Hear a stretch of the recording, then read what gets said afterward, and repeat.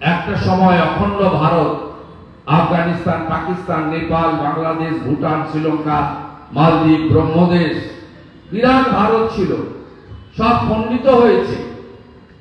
কখনো মোগল হানাদারদের জন্য, কখনো ব্রিটিশদের জন্য, কখনো দ্বিজাতি তত্ত্বে আমরা খণ্ডিত হতে হতে আজকে এই ছোট্ট জায়গায় এসে দাঁড়িয়ে গেছি। আমাদের আর যাওয়ার কোনো জায়গা নেই সনাতনীদের।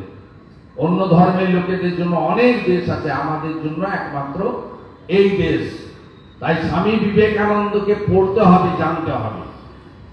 স্বামী বিবেকানন্দ বর্তমান যে শিক্ষা ব্যবস্থা, পেপারলেস শিক্ষা ব্যবস্থা, আধুনিক প্রযুক্তির শিক্ষা ব্যবস্থা, মোবাইল, ট্যাব, কম্পিউটার, ল্যাপটপের মধ্যে থাকা শিক্ষা ব্যবস্থা, তখন তো এগুলো ছিল না।